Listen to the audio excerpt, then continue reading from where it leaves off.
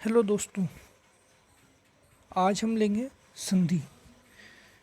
तो संधि प्रकरण में लगभग 4 से 5 वीडियो बनेंगे जो कि क्रमशः आपके सामने प्रस्तुत हो जाएंगे। तो सबसे पहले आज शुरू करते हैं स्वर संधि से। तो संधि का संधि विच्छेद होता है सम प्लस धा प्लस की। इसमें सम उपसर्ग, धा धातु और की प्रत्यय से बनता है। तो की प्रत्यय का ई शेष रहता है, इससे ये बन जाता है संधि, जो कि एक पुल्लिंग शब्द है। और इसका स्त्रीलिंग शब्द संहिता होता है, जो कि पिछले वीडियो में बता दिया गया है। अब इसके सूत्र, तो वर्णानाम मेलनम संधि, लोप आगम आदेश विकारः संधि, और एक होता है परः सन्निकर्ष संहिता। ये इसके सूत्र हैं। आगे हम देखते हैं कि वर्णों के मेलन को संधि कहा जाता है। वर्णों के इस मेलन में लोप, आगम, आदेश और विकार को संधि कहा जाता है। तो पाणिनि के अनुसार पहले वाले तथा बाद वाले वर्ण की अत्यंत समीपता को ही संधि कहते हैं। ये जो सूत्र है उनके अर्थ आ गए। अब संधि के भेद देखते हैं। संधि के भेद व्याकरण में तो 5 प्रकार के माने गए हैं: अच, प्रकृति भाव, हल संधि, विसर्ग संधि, स्वादि संधि। जबकि प्रकृति भाव संधि को स्वर संधि का अपवाद या स्वर संधि में और स्वादि संधि को विसर्ग संधि में समाहित करने के बाद में अध्ययन की दृष्टि से संधि को 3 प्रकार के माना गया है: अच संधि यानी कि स्वर संधि, हल संधि यानी व्यंजन संधि, और विसर्ग संधि। तो सबसे पहले हम बात करते हैं आज स्वर संधि की। स्वर संधि में प्रायः स्वरों का स्वरों के साथ मेलन को स्वर संधि कहा जाता है।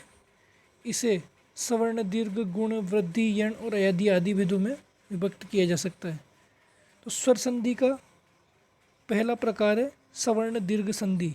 इसके बारे में आज हम पढ़ेंगे। तो सवर्ण दीर्घ संधि में सूत्र है अकः सवर्णे दीर्घ, यानी कि अक वर्णों के आगे उनके सवर्ण वर्ण होने पर दोनों के स्थान पर दीर्घ एकादेश हो जाएगा। सवर्ण वर्ण मतलब जो कि सवर्ण था, अभी पिछले टॉपिक में हमने पढ़ा था। जैसे अ के आगे अ हो या आ हो, ई या बड़ी ई के आगे ई हो, ऊ और दीर्घ ऊ के आगे ऊ और दीर्घ हो, और री दीर्घ री के आगे री हो, और री के आगे री हो। तो इस प्रकार से अक वर्णों के आगे उनके सवर्ण दीर्घ हो तो दीर्घ एकादेश हो जाता है। ये यहाँ पे दे रखें कि अ आ के बाद में अ आ हो तो इनका दीर्घ आ, ऐसे इसका दीर्घ ई, इसका दीर्घ बड़ा ऊ, री और री का कोई दीर्घ नहीं है, इसलिए ली का ली रहता है। तो इस प्रकार से इनका दीर्घ हो जाता है। ये होती है सवर्ण दीर्घ संधि। कुछ उदाहरणों से देखते हैं। जैसे वात प्लस ऐनम।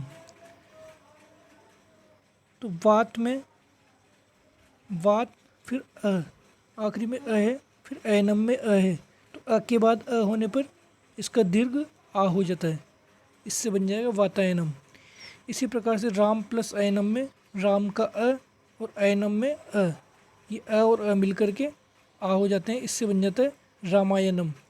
और फिर हमने णत्व कार्य में देखा, णत्व कार्य में य के बाद में न है,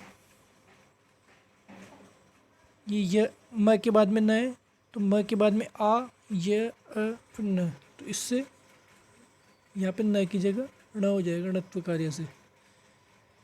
इसी प्रकार से और उदाहरण देख लेंगे। रवि प्लस इंद्र में ई और ई, इसके स्थान पर दीर्घ ई। ऐसे श्री प्लस ईश में ई और ई के स्थान पर दीर्घ ई। यहाँ पे दोनों दीर्घ ई है, दोनों दीर्घ ई के स्थान पर दीर्घ ई श्रीश है। ऐसे वधूर्जा में वधु दीर्घ ऊ, फिर ऊर्जा। तो इस ऊ और ऊ के स्थान पर दीर्घ ऊ हो जाएगा, इसलिए वधूर्जा। ऐसे एक री का देख लेते हैं। पितृ प्लस ऋणम, तो री और री के स्थान पर दीर्घ री, तो ये हो जाएगा दीर्घ री वाला पितृणम। ये दीर्घ री हो जाएगा, ये ऐसा वाला चिन्ह दीर्घ री। फिर ली प्लस लिकार, तो ली और ली के स्थान पर दीर्घ ली, जो कि होता नहीं है, ली रहता है, इसलिए लिकार हो जाएगा।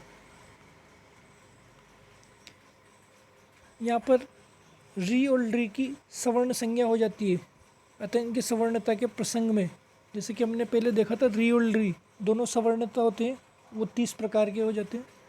इसलिए री और री के लिए एक अलग से अपवाद दिया गया है कि जब री और री आए तो जो पहले वाला स्वर होता है उसके अनुसार दीर्घ एक आदेश होता है। जैसे कि होत्री प्लस लिकार, यहाँ पे री है और यहाँ पे री है, देखिए यहाँ पे री है और यहाँ पे री है, तो ये पहले वाले वर्ण के अनुसार दीर्घादेश होगा। तो ये री के अनुसार दीर्घादेश यानी कि बड़ा री, दीर्घ री, ये हो जाएगा होत्रिकार। जबकि पदलरी प्लस रिकार, तो यहाँ पे री है और यहाँ री है, तो इन दोनों में पहले वाले वर्ण के अनुसार दीर्घ एकादेश, जो कि री का तो री ही रहता है, इसलिए यहाँ पदलरिकार। ऐसे अब देखते हैं अगली संधि के ऊपर चलते हैं। गुण संधि। गुण संधि का सूत्र है आद गुणा। अतः अवर्ण के बाद ई उ री ये री वर्ण होने पर क्रमशः ए ओ अर और अल गुण आदेश हो जाता है। तो देखते हैं, आ के बाद में ई हो तो ए, आ के बाद में उ हो तो ओ, आ के बाद में री है दीर्घ री हो तो अर, और आ के बाद में री हो तो अल, ऐसे हो जाता है। इसके उदाहरण देख लेंगे। उप प्लस इंद्र। उप प्लस इंद्र में ये अ के बाद में ई है, तो ये अ और ई मिलकर के ए बन जाएंगे, इसे गुण संधि में उपेंद्र। इसी प्रकार से महा प्लस ईश्वर, आ के बाद में ई तो महेश्वर। ऐसे ही सूर्य प्लस उदय, तो अ के बाद में ऊ होगा, अ के बाद में ऊ होने पर सूर्योदय, ओ हो जाएगा यहाँ पे।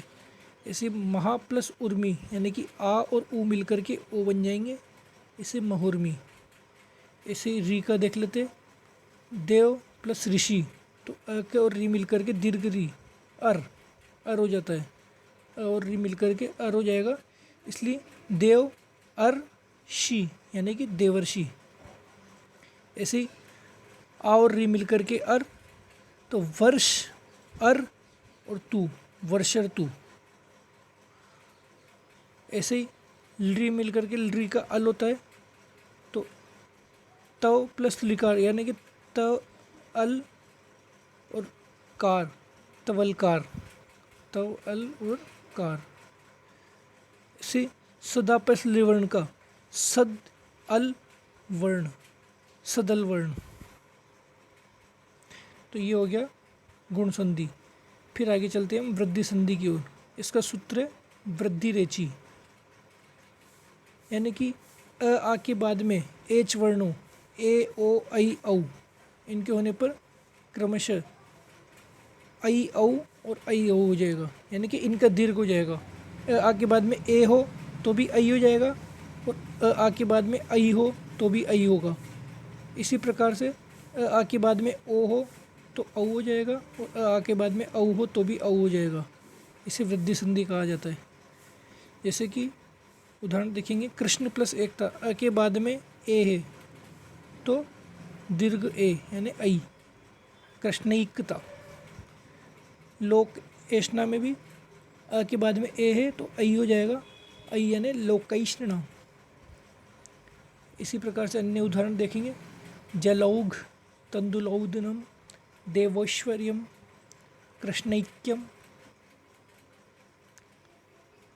तो अब इसकी जब संधि करते हैं तब तो हमें ये दिक्कत नहीं आती, चाहे ए हो या आई हो, दोनों के स्थान पर आई हो जाएगा। ऐसे ही ओ हो चाहे औ हो तो भी औ हो जाएगा। तो संधि करते टाइम तो दिक्कत नहीं आती, लेकिन जब संधि विच्छेद करेंगे और यहाँ पे दीर्घ मात्रिक स्वर ए या औ होता है, तो इसके विच्छेद में हमें ये दिक्कत आती है कि ये वाला ए बनेगा या ये वाला ए बनेगा, या सिंगल मात्रिक ओ बनेगा या द्विमात्रिक औ बनेगा।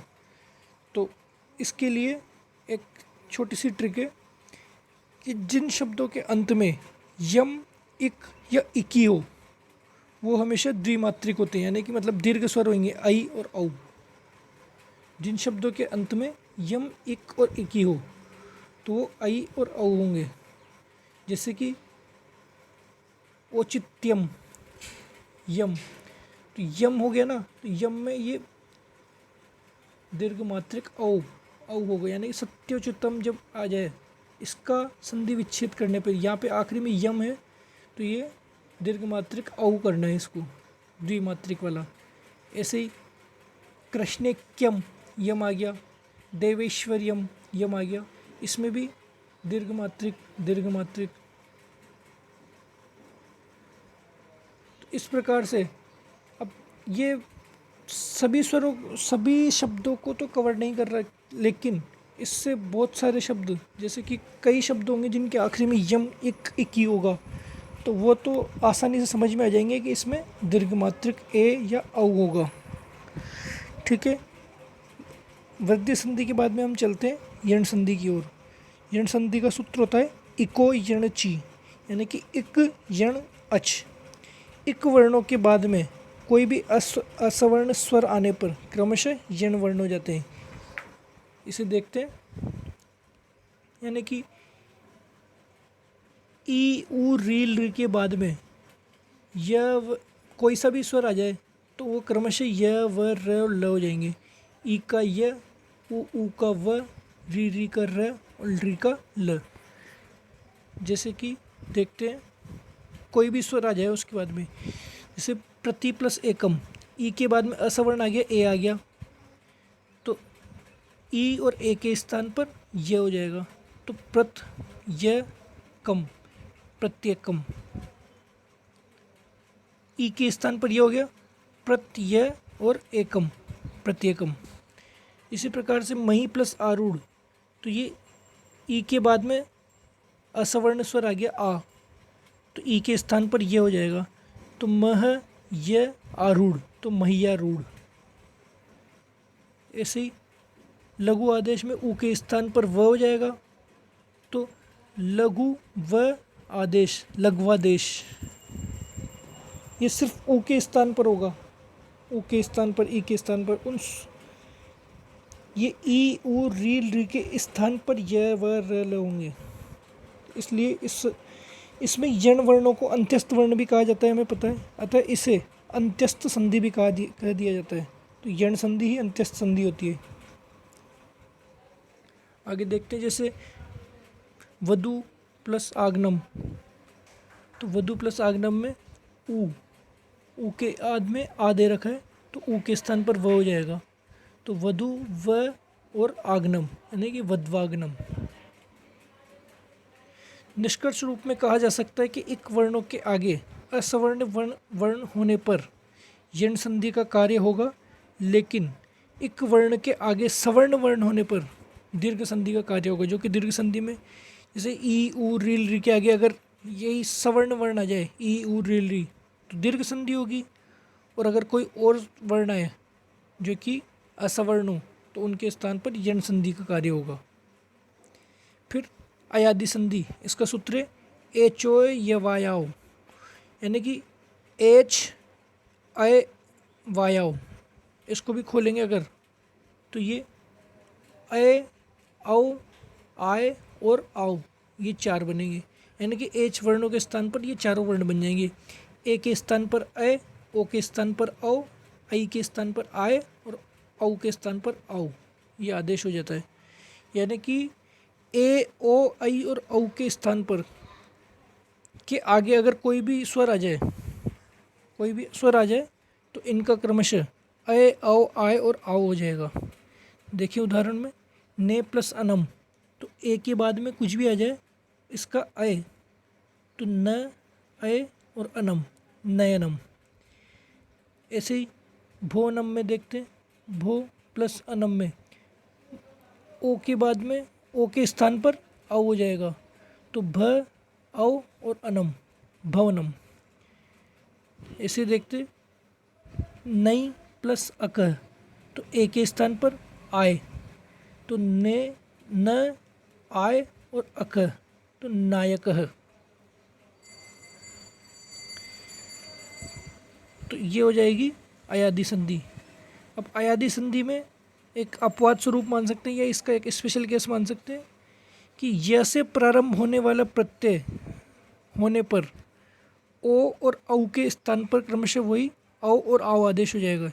यानी कि बाद में अगर य से प्रारंभ होने वाला प्रत्यय हो, जैसे कि यम, युति, ये रे उदाहरण है यम, युति, इस प्रकार के य से प्रारंभ होने वाला प्रत्यय हो तो भी इसमें अयादी संधि ही होगी। इसको एक केवल ये ओ के लिए, इसलिए इसको अवादी संधि भी कह दिया जाता है। इसका एक शॉर्ट नेम अवादी संधि। इसका सूत्र है वांतो यी प्रत्ययो, य से प्रारंभ होने वाले प्रत्यय। तो देखते हैं भो प्लस यम, यानी कि ओ के बाद में यह दे रखा है तो इसमें वही ओ के स्थान पर औ हो जाएगा। तो भ, औ और यम, भव्यम। इसी प्रकार से गो प्लस युति का देख लेते हैं। ग, फिर ओ के स्थान पर आ हो जाएगा, औ और युति, तो गव युति, तो गव्युति। तो ये हमारे मेन स्वर संधि की दीर्घ, गुण, वृद्धि, यण और अयादी संधि हो गई। आगे भी इसके अंदर बहुत सारी संधियाँ बच रही है, उसे हम देखेंगे अगले वीडियो में। पहले एक बार इन्हीं का ही थोड़ा सा ट्रिक देख लेते हैं याद करने की, क्योंकि कई बार इनमें कन्फ्यूजन हो जाता है। तो ट्रिक में ये है कि देखिए अ, ई, उ, री, री, इसके बाद में सवर्ण स्वर है अ, ई, उ, री, तब तो सवर्ण दीर्घ। और ये पता ही है कि अ के आगे इसमें दीर्घ हो जाएगा।